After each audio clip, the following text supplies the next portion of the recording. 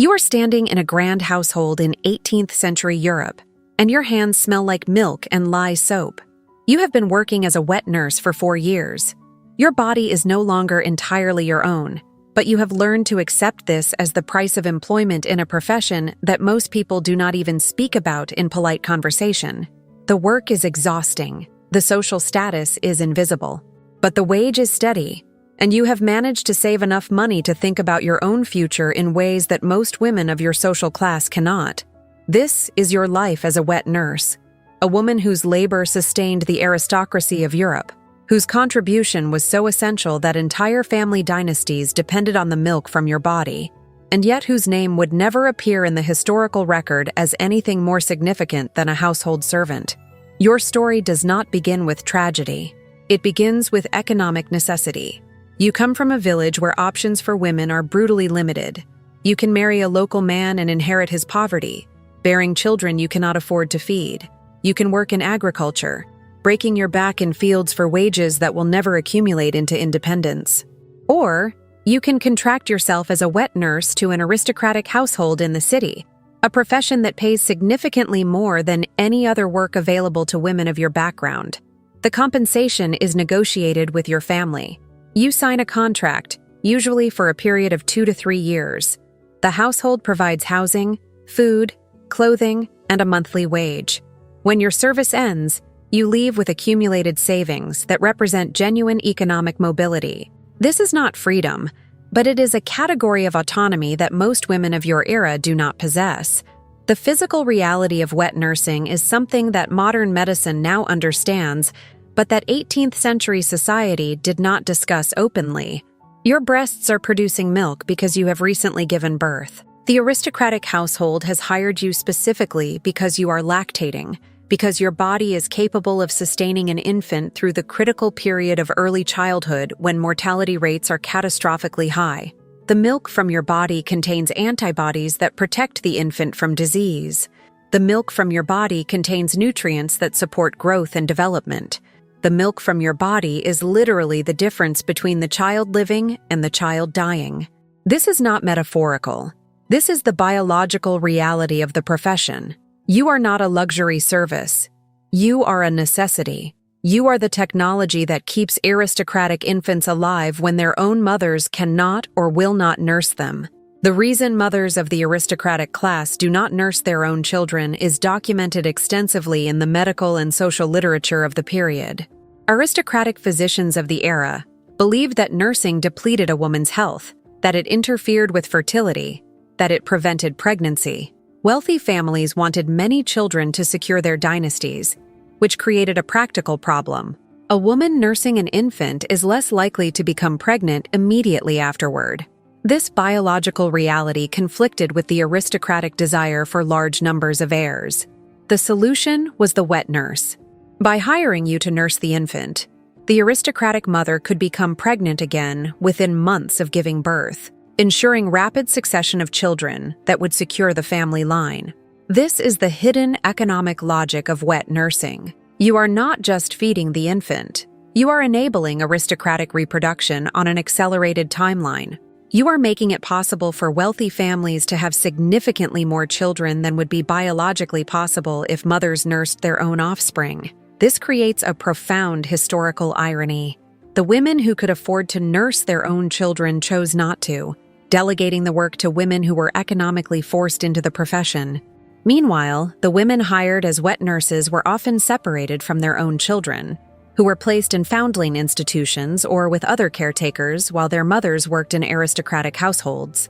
The demographic consequence was that wealthy families expanded their numbers while poor families were constrained by economic necessity. This reproductive pattern directly contributed to the maintenance and expansion of class hierarchies throughout European history. The wet nurse profession was not incidental to class structure. It was structurally central to how aristocracies reproduced themselves and maintained dominance across generations. The conditions of your daily work are physically demanding and emotionally complex. You are responsible for the nutrition of an infant, whose health determines the reputation and emotional well-being of the entire aristocratic household. If the infant thrives, you receive bonuses and recommendations that lead to future employment. If the infant becomes ill, the household holds you responsible, even though infant mortality was driven primarily by infectious disease and poor sanitation, factors completely outside your control. You work from before dawn until after dark. You are awakened multiple times per night when the infant requires feeding. You are expected to maintain absolute composure, because your emotional state is believed to affect the quality of your milk. The stress and physical exhaustion of this work creates a psychological toll that the historical record rarely acknowledges. You are performing one of the most emotionally intimate functions of motherhood, while simultaneously being treated as an interchangeable servant whose feelings are irrelevant. The separation from your own child is the aspect of this profession that receives least acknowledgement in historical documentation, yet it is the most profound injustice of the system. Your own child is cared for by someone else, while you devote your body to nourishing another woman's infant. This is not presented as a tragedy in the official records. It is presented as a normal arrangement, as if the emotional cost of maternal separation does not matter when the mother is poor. Yet the aristocratic families who employed you often expressed profound emotional attachment to their own mothers, attributing their character and values to the influence of motherly love. The irony is that this maternal influence was often actually provided by you, a wet nurse, yet attributed to the biological mother who spent relatively little time with the infant. The aristocratic narrative erases your contribution, while simultaneously depending on it absolutely.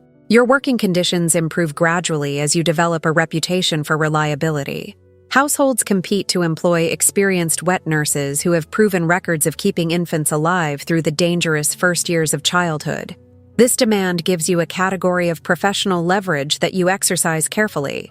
You negotiate better wages. You request improved housing conditions. You establish boundaries about your working hours. You are still fundamentally powerless compared to the aristocratic families who employ you, but you possess a degree of bargaining power that most women of your social class do not have access to. Some wet nurses work for the same family across multiple children, creating long-term employment relationships that approach something like stability.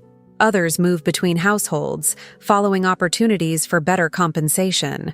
The most successful wet nurses manage to accumulate savings that allow them to leave the profession and establish small businesses, usually as laundresses or landladies, using the capital they have accumulated to achieve a level of economic independence that would have been impossible without wet nursing work.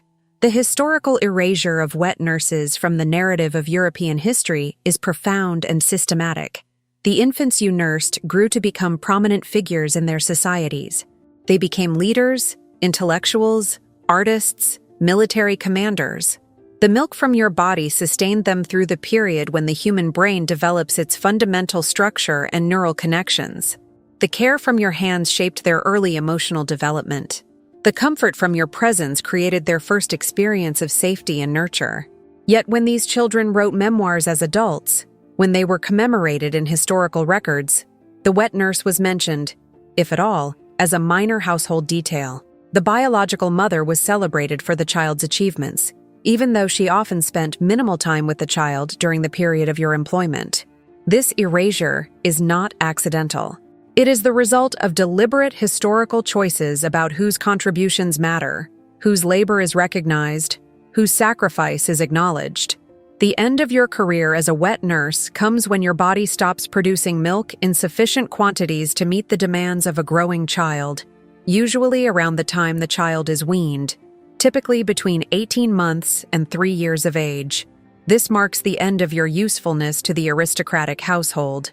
You are dismissed, paid your final wages, and you return to whatever life you can construct with the savings you have accumulated. Some wet nurses successfully transition into other household positions. Some use their savings to establish economic independence. Many return to their villages with damaged health and attempt to rebuild lives with husbands and families who have continued without them. The physical toll of years of interrupted sleep, constant physical demand, and psychological stress leaves many former wet nurses with chronic health problems that persist for the rest of their lives. Yet you receive no pension, no recognition, no acknowledgement of the contribution you made to the family that employed you. The contribution of wet nurses to European history is documented in demographic records and medical histories, even if the individual women who performed this work are not named or celebrated.